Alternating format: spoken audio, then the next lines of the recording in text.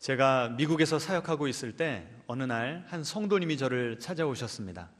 이분은 미국에 왜 이민을 오셨냐면 한국에 계실 때 누군가에게, 믿었던 누군가에게 사기를 당하신 겁니다.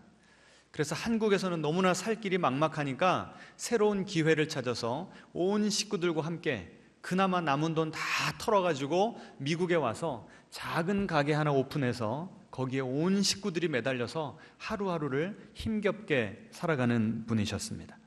그분이 저에게 와가지고 참 이 이민 생활, 이 늦은 나이에 와가지고 이 넉넉지 않은 형편에 모든 이 식구들과 고군분투하는 것이 참 어렵다고, 특별히 그 사기당한 그 사건, 그 일, 그 인간만 생각을 하면 너무 막 이 울화가 치밀어 올라가지고 하루하루 살기가 너무나 힘들다고.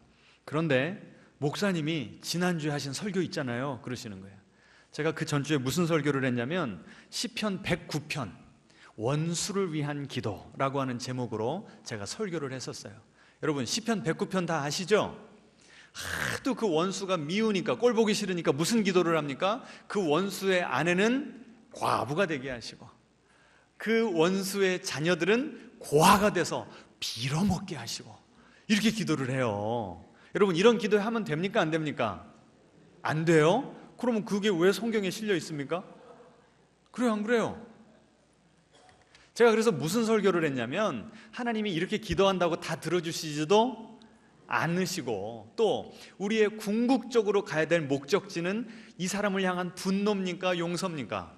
용서죠. 그런데 용서로 가기 위한 중간 단계로서 이런 기도를 하셔야 우리 영혼이 하고 숨이 쉬어집니다. 제가 이렇게 설교를 해드렸거든요. 그 설교에 꽂히신 거예요.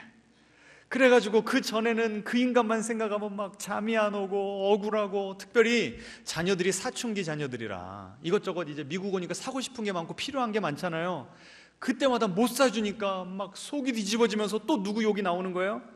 네. 그래가지고 그 전에는 막 교회 가면 용서하라고 그러니까, 원수 사랑하라고 그러니까 꾹꾹 눌러놓고 있다가 제가 무슨 설교를 했다고요? 그런 기도를 해도 괜찮습니다. 그러니까 막 그 기도를 요새 신나게 하신대. 그러면서 요새 좀 숨이 쉬어진다고 얼굴이 밝아져가지고 오셨더라고요.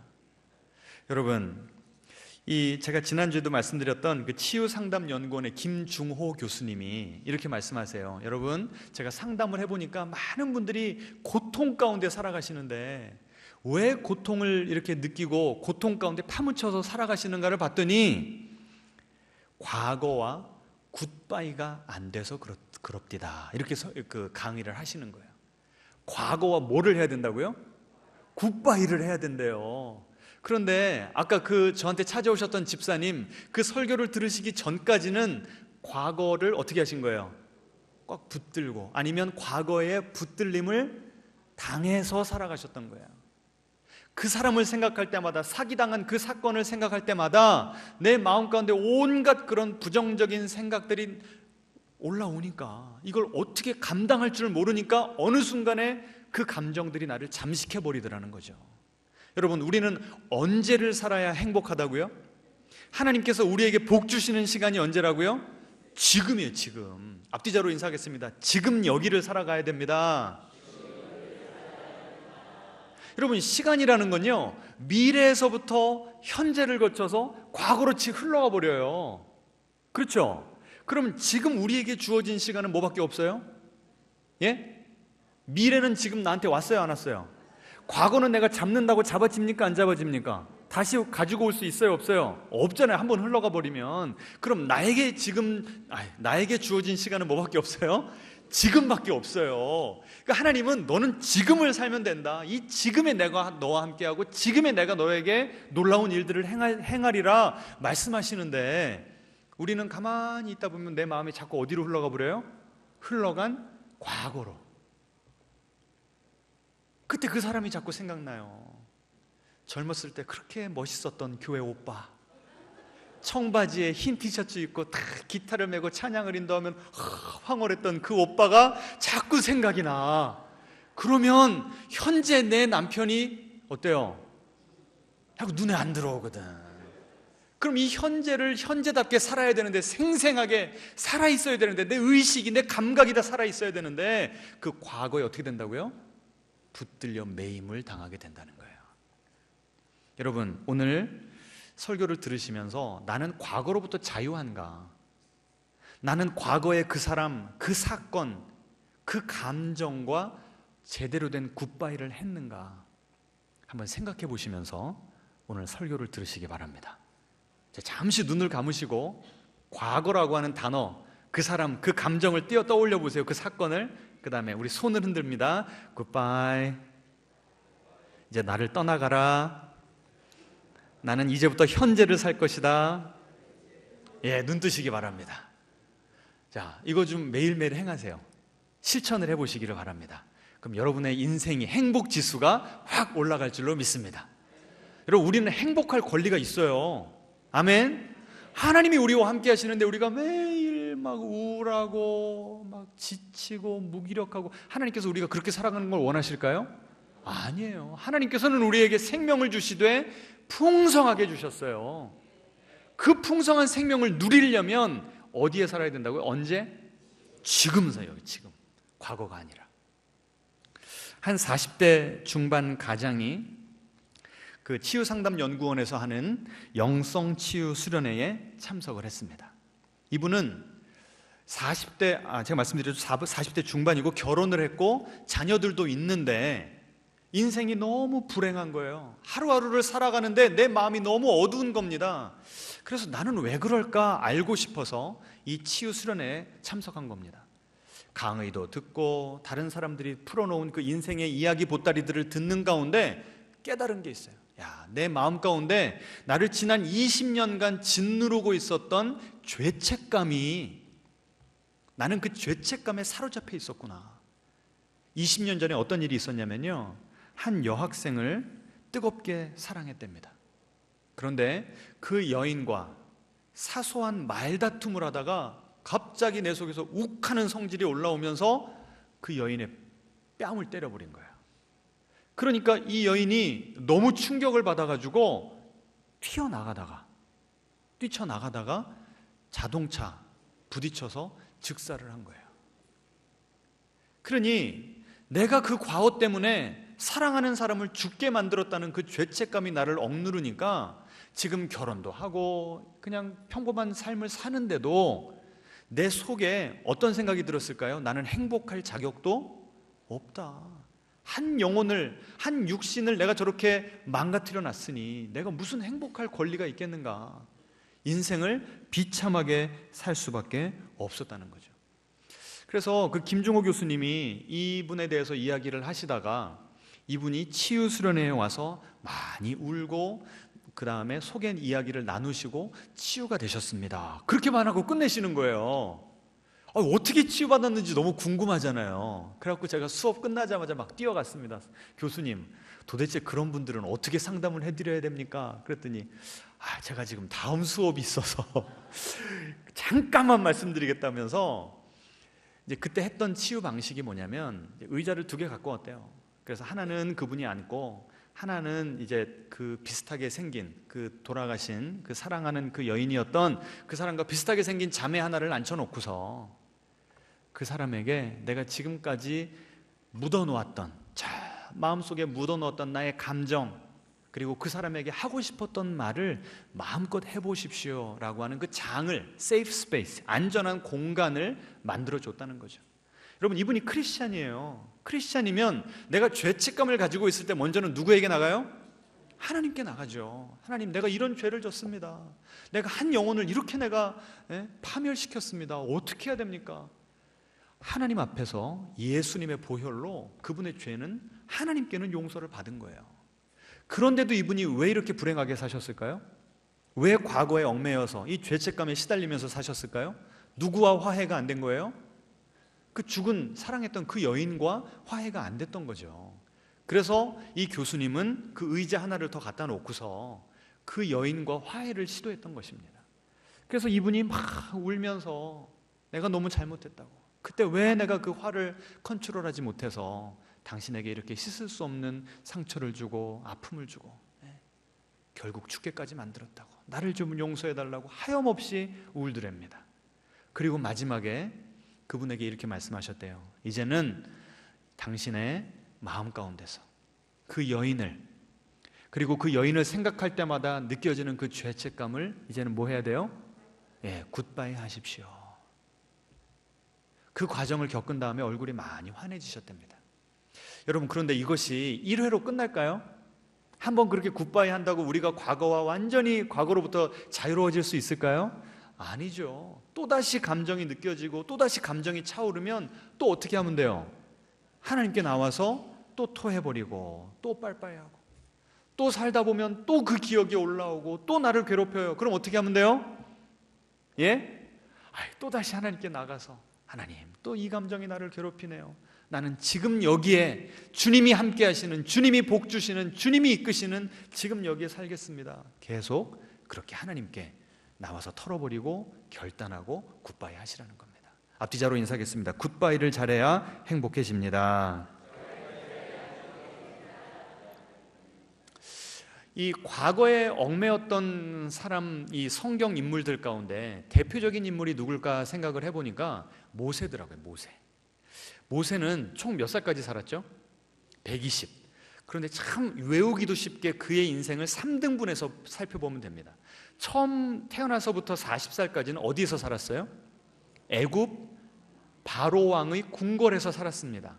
원래 히브리 엄마 아빠에게서 태어났지만, 그리고 그 당시에 노예들의 숫자가 너무나 많아져서 히브리 노예들이 남자아이를 낳으면 어떻게 했어요? 죽였다고요. 그런데 그 엄마는 아이를 죽일 수가 없어서 어떻게 했습니까? 갈대 상자에다가 아이를 넣어서 무슨 강에다가? 나일강에다 띄워보냈어요. 그런데 마침 목욕을 하던 바로 왕의 그 딸 공주가 그 아이를 발견한 거죠. 참, 영화도 이렇게 드라마틱할 수가 있습니까? 그래서 그 아이를 데려다 키웠잖아요. 그런데 자기는 애를 안 낳았으니까 유모가 필요하지 않습니까? 그래서 그 센스 있는 그 누나가 옆에 딱 따라가면서 히브리 유모를 안다고 하면서 누구를 소개시켜줘요? 모세의 친엄마를 소개시켜준 거예요. 그래서 모세의 친엄마가 유모가 되어서 이 모세를, 너는 하나님의 백성이다, 히브리 민족을 사랑해야 된다, 아주 신앙과 민족 정체성을 올바로 잡아주고 그렇게 키워낸 겁니다. 그런데 40세가 됐을 때 어떤 사건이 터지죠? 애굽 사람이 내 동족 히브리인을 학대하는 겁니다. 그런데 주변을 돌아보니까 아무도 없거든요. 어떻게 해요? 쥐도 새도 모르게 죽여버려요. 그런데 그걸 또 누가 봤네. 그래가지고 다 일로 바쳤어요. 그래서 그 다음부터 어디로 도망을 가죠? 광야로 도망을 갑니다. 그래서 40세부터 80세까지는 어디서 살아요? 광야에서 뭘 하면서? 양을 치면서 처가살이 했습니다. 그래서 출애굽기 3장과 4장을 읽어보시면 하나님이 이 모세에게 찾아오시는데, 그때 모세의 나이가 몇 살? 80살이었어요. 이미 백발의 노인. 하나님께서 찾아오셔서 뭐라고 말씀하세요? 내가 너를 이제부터 귀히 사용하겠다. 너를 통해서 지금 저 바로의 압제 가운데 신음하고 있는 이스라엘 백성들, 그 노예들을 해방시키리라. 여러분 같으면 어떻게 반응하시겠어요? 막 손을 넣었다 빼봐라, 지팡이를 던졌다 집어봐라, 막 하나님의 놀라운 능력을 보여주시고 앞으로 이런 일이 일어날 것이다, 구체적으로 로드맵까지 다 설명해 주셨어요. 그럼 여러분 같으면 어떻게 반응하시겠냐고요? 할렐루야, 드디어 쨍하고 해 뜰 날이 나에게도 오는구나. 80년을 기다렸더니 40년을 광야에서 썩었더니 얼마나 신나고 좋았겠습니까? 그런데 오늘 돌아가셔서 출애굽기 3장과 4장을 읽어보시기 바랍니다. 뭐라고 얘기해요? 모세가? 나는 못해요. 나는 말도 못하고요. 내가 가면 사람들이 내 말도 안 들을 거고요. 하나님, 보낼 만한 자를 보내소서. 3장과 4장 엄청나요, 분량이. 하나님은 막 흥분이 되어서 지금 내가 너를 쓰겠다니까, 이제부터 내가 너의 인생을 앞으로 더 영광스럽게 인도해 주겠다니까. 먹혀요, 안 먹혀요? 씨도 안 먹히는 거예요. 왜 그랬을까요? 모세가 지금을 살아가는 것이 아니라 언제를 살아가고 있었던 인물이에요? 과거. 처음 40년 동안의 화려한 궁중 생활을 생각을 하니까 지금 여기서 이 광야에서 양이나 치고 앉았고 처가살이 하는 내 모습이 너무나 초라한 거예요. 내가 왕년에는 잘 나갔는데, 왕년에 너무나 화려하게 살면 지금 내가 살아가는 이 초라한 삶을 내가 뭘 못해요? 수용을 못하는 거예요. 우리 가운데 그런 분들 계세요? 안 계세요? 지금 여러분은 지금 하나님께서 허락하신 이 삶을 아멘, 감사함으로 지금 받아들이고 계세요? 아니면 원래 나는 이런 인생을 살 사람이 아닌데 그 인간 때문에 이러면서 막 신세한탄하고 계시지 않습니까? 이게 모세의 모습이었다는 거예요. 게다가 그 사람을 죽였던, 그 살인했던 장면이 내 머릿속에서 계속 리플레이, 또 반복해서 무한 재생되는 거예요. 내가 그때 왜 그 사람을 죽였을까? 그 욱하는 성질을 조금만 참았더라도 그러면 나는 지금쯤 그 다음 바로 왕이 되어 있을 수도 있고 그렇게 화려하고 영광스러운 삶을 살 수 있었을 텐데, 마음속에 뭐가 가득 차 있는 거예요? 그 사람을 죽였다는 죄책감과 또 그것 때문에 내 인생이 망가졌다, 플랜 A의 인생이 아니라 플랜 B, C, D, E의 인생을 살고 있다는 후회가 내 마음을 가득 차지하고 있었던 거예요. 여러분, 쭉 지금 이 여러 가지 스토리를 들으시면서 완전 남 얘기다, 아니면 내 모습이 좀 이렇게 오버랩된다, 어떠신 것 같아요? 후자예요? 네. 그럼 오늘 설교는 여러분을 위한 것입니다.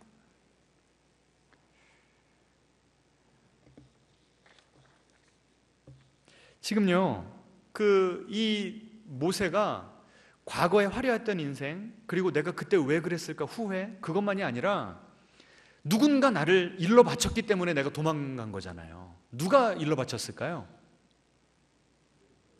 히브리 민족들은 자기네들끼리 뭉쳐 살았거든요. 그리고 그들을 감독하는 몇 명의 이집트 군인들이 있었을 거고, 그러면 그 아무도 없었는데 몰래 누가 지켜봤을까요? 히브리 민족일 확률이 훨씬 높습니다. 동족한테 배신을 당한 거예요. 내가 그 사람을 왜 죽였는데요? 어떤 마음으로? 동족 사랑하는 마음으로. 그런데 나는 그 동족에게 배신을 당하고 거절을 당한 거예요. 그 아픔을 계속 되뇌이면서 40살부터 80살까지 산 거예요. 하나님이 나타나셨습니다. 이제부터 내가 너를 들었으리라. 과거에 사로잡혀 있으니까 그 하나님의 말씀이 굿뉴스로 느껴집니까? 예? 이런 노래가 떠올랐을 것 같아요. 너무 늦었잖아요.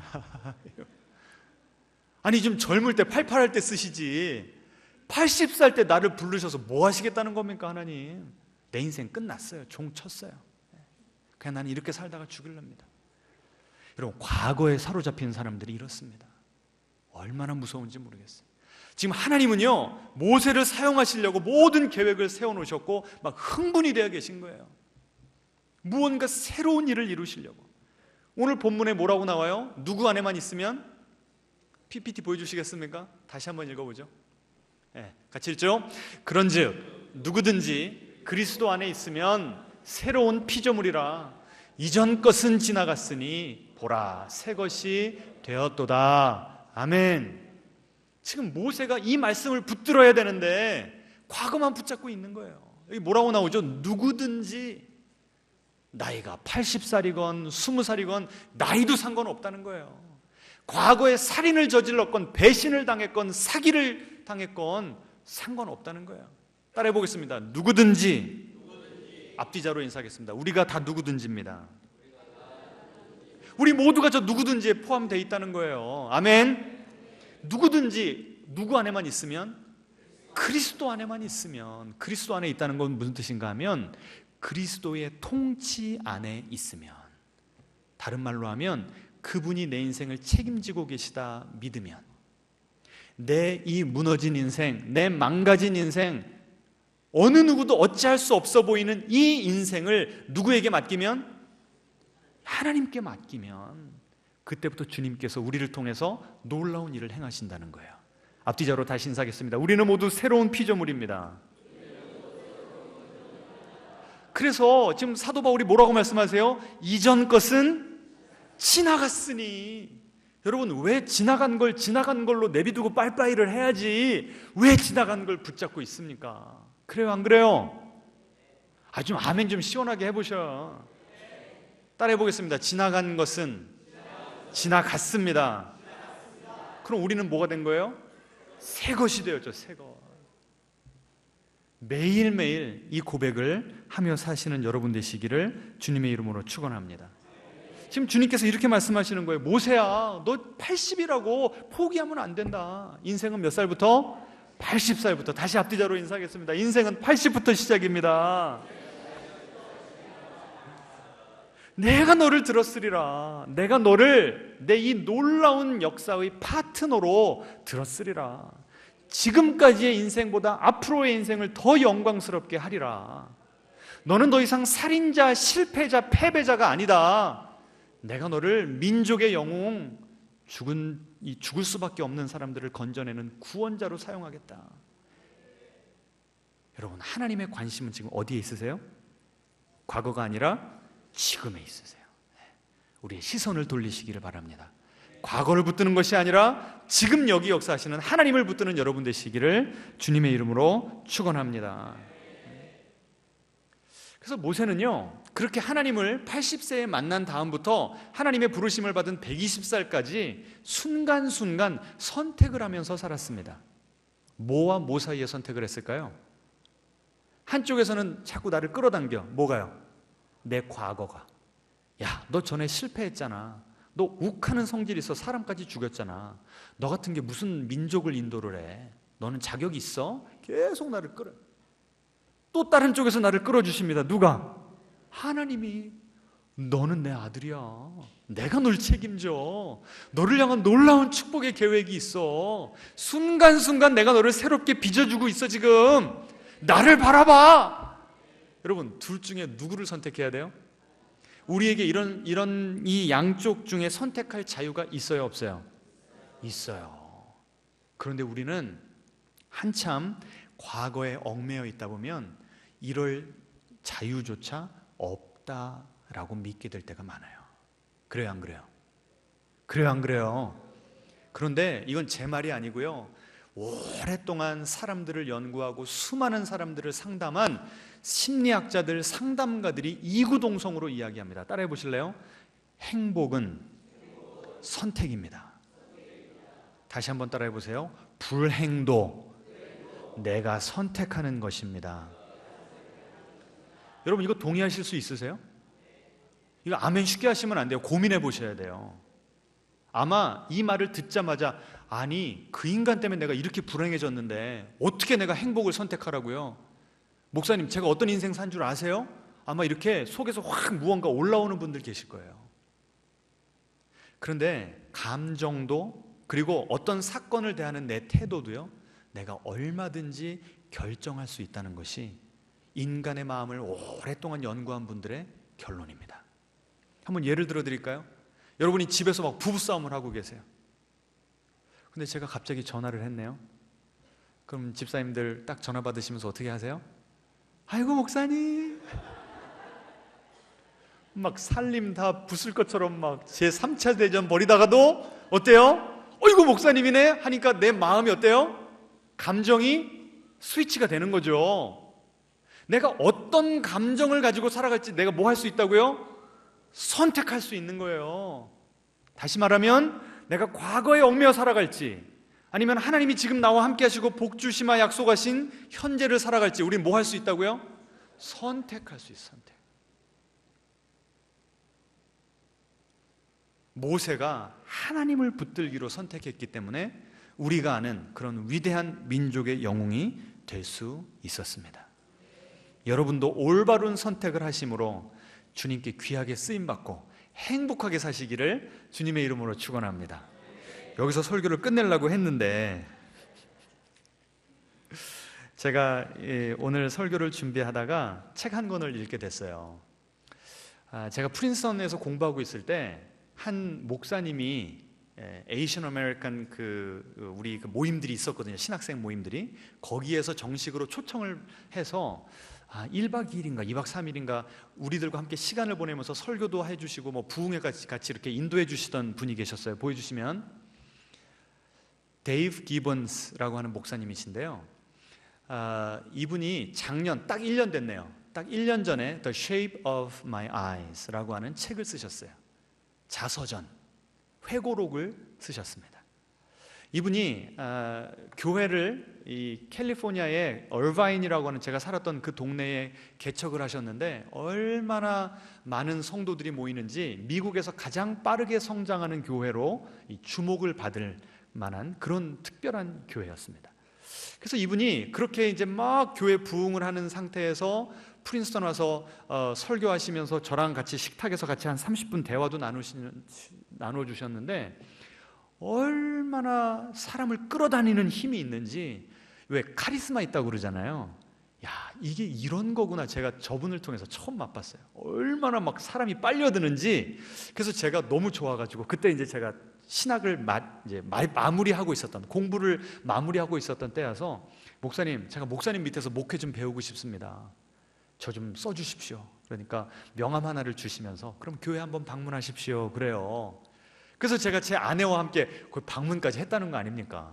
일은 못했지만 그 정도로 제가 그분을 좋아했고, 지난 20년간 저 데이브 기본스 목사님의 설교를 들으면서 위로도 받고 성장을 하고 목회에 대해서 많이 배웠어요. 근데 저분 아까 얼굴을 보니까 어때요? 어느 나라 사람 같아요? 한국 사람 같죠? 아버지가 백인이에요. 어머니가 한국 분이시고, 아버지가 고등학교 졸업하고 이제 한국 전쟁 막 끝나고 정전 협상인 다음엔가 한국에 오셔서 이제 군인으로 있으실 때 어머니를 만나서 결혼을 하고 저 목사님을 한국에서 낳자마자 이제 미국에 가서 사신 겁니다. 두 분이 사이가 너무 좋으셨대요. 자기 보는 앞에서 목소리를 높이시거나 서로 부부싸움을 하는 걸 본 적이 한 번도 없었답니다. 그리고 아버지는 너무 자식들을 잘 사랑해 주시고 잘 놀아주시고 넉넉한 아버지셨고, 어머니도 한국 여인이 이민자로서 거기서 살아남으려니까 얼마나 억척스럽게 사셨겠어요. 한국에서 미용 기술을 배워가지고 손재주가 좋으니까 그 살았던 동네에 뭐 웬만한 유명한 사람들은 다 그 미장원에 올 정도로 그렇게 실력이 좋았답니다. 그래서 아버지 차도 사주고 용돈도 두둑하게 주면서 행복한 어린 시절을 살았대요. 그런데 16살 되던 해 어느 날 학교 끝나고 집에 갔더니 경찰차가 몇 대 와 있는 거야. 그리고 어머니가 아버지 위해서 사준 그 차 속에 들어가가지고 문을 다 잠궈버리고 식칼을 들고 그 차 뒷좌석에 앉아가지고 그 차 시트 있죠, 가죽 시트를 막 난도질을 해놓더니 엄청나게 막 울면서 너무 충격을 받은 거예요. 지난 16년 동안 어머니의 그런 모습을 본 적이 없는 겁니다. 왜 그러냐고 대답도 안 하고 계속 울기만 하시고, 경찰들한테 말해도 이건 부모님이 너에게 얘기해 줘야 되는 거라고 얘기도 안 해주고, 한참을 그러고 있다가 아버지도 왔는데 자기랑 눈도 안 맞추고 변호사를 대동을 했더랍니다. 그래도 문을 안 열어줘요. 마지막에 이분들이 다니고 있었던 그 교회 담임 목사님, 백인 목사님이 오니까 그제서 어머니가 칼을 버리고 그 목사님에게 안겨가지고 막 울더랍니다. 그래서 그때 이 데이브 기본스, 이제 청소년이었죠, 어머니에게 막 달려가서 엄마 왜 그래? 네 아버지가 바람을 폈다. 근데 거기다 대고 우리 아빠는 그럴 사람 아니야. 아니야, 내가 누구 붙여서 미행시켜 봤는데 확실하다. 그리고 들어가 버리더래. 그리고 나서부터 아버지가 이제 집을 나가시고 이 모든 것들이 막 인생이, 지금까지 행복했던 인생이 무너지는데요, 기가 막히더랍니다. 그 어머니의 말을 듣자마자 믿을 수가 없어서 아버지를 붙잡고 아버지 어떻게 된 거냐고 물어봤더니 네 엄마 지금 정신 나가서 뭔 소리 하는 줄도 몰라, 이렇게 잡아 떼더래요. 근데 몇 달이 지나서 그 아버지의 차를 좀 청소해 달라고 아버지가 부탁을 하길래 알겠습니다 하고 청소하다가 조수석에 그 밑에 발 대는 그 매트 있죠, 그걸 이렇게 들고 청소를 하려고 하다 보니까 카드가 한 장 나오더래요. 열어보니까 Love Caroline, 어머니 이름은 데비인데 미국 이름이, 다른 여인이 있던 게 자기한테도 이게 확실하게 이게 컨펌이 된 거예요. 얼마나 아버지에게 실망이 느껴지고 아버지가 어머니만 버린 것이 아니라 우리도 버렸구나. 이 거절감이 너무나 이 마음에 상처가 되니까 나는 이제 아버지에 대한 모든 이 감정과 마음을 다 닫아버리겠다 결단을 해버렸대요. 그리고 나서부터 이 어머니가 망가지기를 시작하는데, 그렇게 억척같이 어려움들을 다 이겨내고 열심히 일하시던 씩씩하던 엄마가 그날부터 술을 마시기를 시작하는데, 매일 밤마다 술집 가가지고 그냥 이 컨트롤, 완전히 그냥 이 패스아웃 될 때까지, 필름이 끊길 때까지 술을 마셔가지고 누군가가 그 대문 앞에 데려다 놓는데요. 그럼 자기가 큰아들이니까 가서 어머니를 끌고 어머니 침실까지 모셔오면은 엄마가 막 울면서 왜 계속 그 소리만 했대요. 이 어머니가 어떤 백그라운드가 있냐면, 아버지가 이 알코올 중독에다가 가정폭력, 그래서 두드러 맞기가 싫어서 집을 나왔는데, 사랑에 빠진 남자가 또 알코올 중독자고 또 자기를 구타하는 그런 남편을 만난 거예요. 그래서 첫째 아이를 낳고서 그 남편을 떠나서 지금 현재 이 아버지를 만났던 겁니다. 한이 대대로 내려오고 있었는데, 한동안 행복했을 때는 모르고 있었던 그 어머니의 그 어두운 면이 이 이혼을 통해서 다, 아버지의 외도를 통해서 다 드러나게 된 거예요. 그래서 이분이 책에다가 참 이 트라우마라고 하는 것, 그리고 이분이 이제 한국 뿌리에 대해서 연구하다 보니까 정, 이제 이런 단어들에 대해서 공부를 많이 했더라고요. 한이라는 게 이 제너레이션, 이 세대를 타고서 이 그대로 내 전수가 되는구나, 이런 것까지 깨달으셨더라고요. 그래서 어머니의 한이 또 내 한이 되었다, 이러면서 이걸 다 그 책에다가 자세히 쓴 거예요. 그랬는데 대학교 갔습니다. 어느 날 전화가 왔는데 누나한테 전화가 온 거예요. 야, 엄마가 어제 저녁에 돌아가셨다. 차가 고장 나가지고 한쪽 갓길에다 세워놨는데 도움을 구하려고 이렇게 나가다가 트럭에게 치여서 즉사를 했다는 거예요. 그 말을 듣고 장례식을 참석을 하는데 얼마나 하나님을 향한 분노, 아버지를 향한 분노가 막 차오르는지 하나님한테 이렇게 따졌답니다. 하나님, 나쁜 아버지를 데려가시지 왜 우리 엄마를 데려가셨냐고. 이해가 안 되더래요. 그리고 그 장례식에 아버지가 오지도 않으셨답니다. 그런데 이제 1년이 지났어요. 어느 날 캠퍼스를 걸어가는데 갑자기 하나님의 음성이 들리더랍니다. 이분은 소위 말하는 깡보수, 성령의 역사를 인정하지 않는, 오직 말씀만 봐야 된다라고 하는 그런 그 분위기 가운데, 그런 교회 가운데 성장을 했어요. 그래서 하나님이 나에게 이렇게 직접적으로 말씀하실 수 있다는 사실조차를 모르고 살았던 분이었는데, 하나님의 음성이 들리더랍니다. 어떤 음성인가? 네 아버지를 용서해야 된다. 그래서 거부했대요. 하나님, 그게 가능한 일입니까? 나는 아버지를 용서할 그런 감정도 남아있지 않습니다. 저는 인간 같지도 않은 인간, 우리의 인생과 우리 가정을 다 망가뜨려 놓은 저 아버지 나는 만나기도 싫다고. 그런데 하나님이 잔잔하고 조용한 음성을 또 들려주시더래요. 내 아들 예수가 십자가를 지러 갔을 때 아들이 그러고 싶어서, feel like it, 그렇게 무언가 feel이 와서 십자가를 진 줄 아니? 이렇게 물어보시더래요. 그 질문을 가지고 씨름하다 보니까 답이 나오더랍니다. 사랑이라는 것은 내가 무언가 마음이 동해서 하는 것이 아니라 그 감정을 뛰어넘어서 하는 게, 그게 사랑이고 그게 용서구나. 그래서 결국 하나님께 항복했대요. 그리고 순종하는 마음으로 아버지에게 전화를 걸었습니다. 아버지, 우리 만나야 되겠습니다. 그래서 크리스마스 방학이 되어서 아버지의 집을 찾아간 겁니다. 아버지와 캐롤린이라고 하는 그 여인이 아주 긴장한 상태로 아들을 기다리고 있었어요. 같이 자리에 앉았습니다. 그런데 하나님이 이 데이브 기본스, 이 목사님에게 앉자마자 눈물을 주시더래. 나도 모르게 막 울면서, 아버지, 잘못했습니다. 내가 지금까지 아버지에게 좋은 아들이 되지 못한 것 용서해 주십시오. 용서를 빌었답니다. 그랬더니 그 아버지도 너무나 갑작스러운 그 아들의 고백에 자기도 막 눈물을 흘리면서, 아들아, 나도 잘못했다, 나를 용서해다오, 막 끌어안고 화해가 이루어졌다는 거예요. 그리고 이제 다시 집으로 돌아오는데 그 비행기 안에서 이분이 그렇게 썼어요. 그렇게 한번 만나고 아버지에 대한 사랑의 감정이 몽글몽글 피어올랐으면 얼마나 좋았을까. 그런데 비행기 안에서 이를 악물었답니다. 나는 아직도 아빠가 미운데, 나는 아직도 아빠에 대한 깊은 실망감이 있는데, 내가 이렇게 덥석 용서하는 게, 용서를 구하고 용서를 받고 한 것이 이게 잘한 것인가 막 고민이 되더래요. 그런데 어머니가 살아생전에 무슨 말을 하셨냐면, 아버지가 그렇게 바람핀 후에도 네 아버지 욕하면 안 된다, 네 아버지를 존중해야 된다, 그래도 네 아버지이지 않니? 그래서 자기는 하나님이 감동 주시지, 내가 사랑하는 엄마가 나한테 그렇게 말하지. 그래서 할 수 없이 자기는 순종을 했다는 겁니다. 그래서 한 달에 한 번씩 계속 아버지에게 정말 내 마음을 이기고 전화를 하면서 관계를 회복시켜 나갔대요. 그리고 아버지가 65세가 됐을 때 어느 날 전화를 주시더랍니다. 야, 내가 병이 있댄다. 무슨 병이요? 백혈병에 걸렸다. 그래서 이제 얼마 살지 못하고 돌아가셨는데, 그분이 어느 날은 그러시더래요. 야, 나한테 성경 좀 가져다 줄래?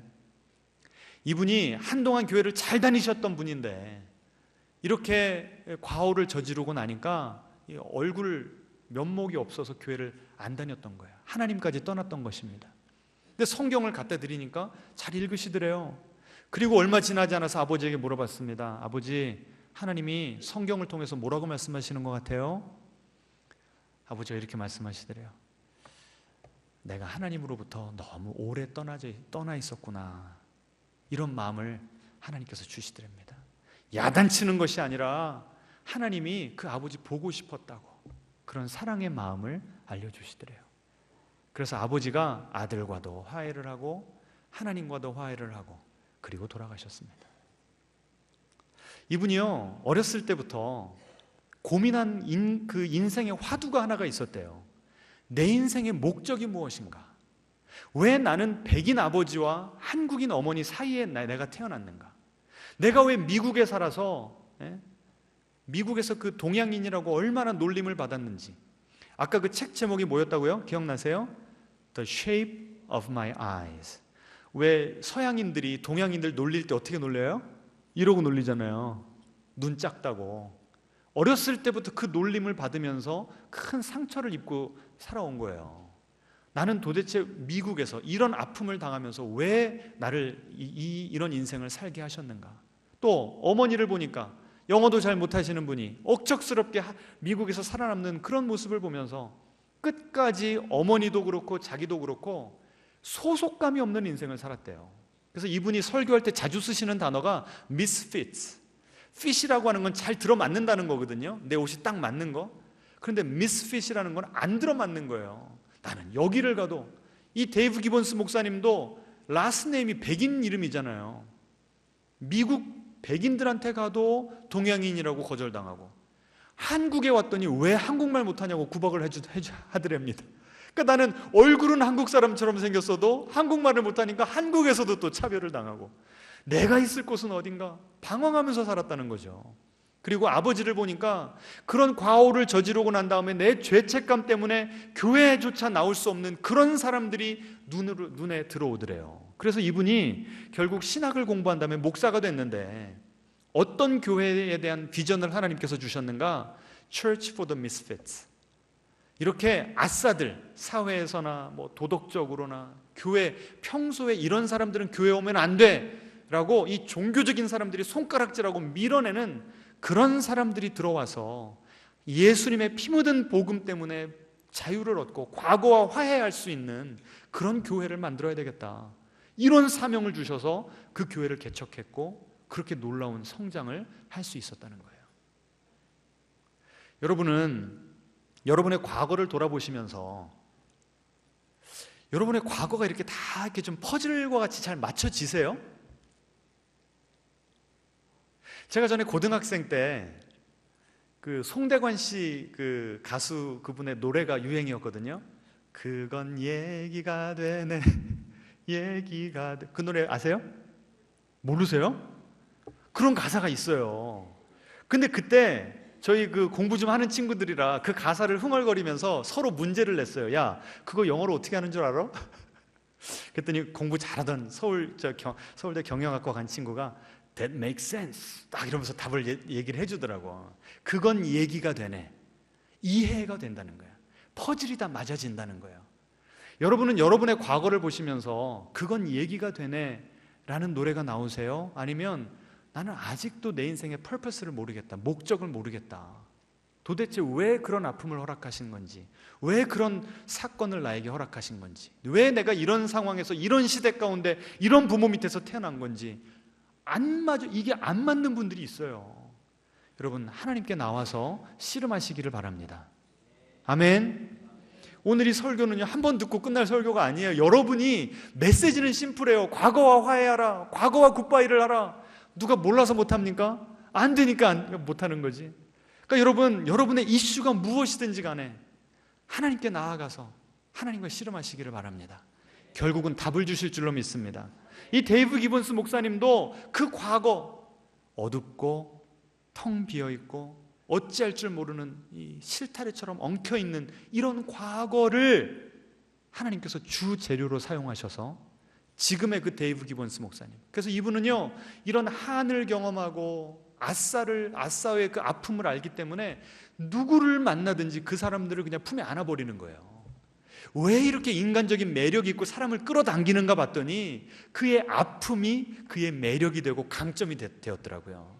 여러분, 하나님께서 우리의 아픔을, 우리의 눈물 나고 한 맺힌 과거를 내다 버리지 않으세요. 앞뒤자로 인사하겠습니다. 하나님께는 버릴 것이 하나도 없습니다. 우리의 혼돈과 공허와 흑암을 주재료로 사용하셔서 지금도 하나님께서는 우리 한 사람 한 사람을 새로운 피조물로 재창조하고 계심을 믿으시기 바랍니다.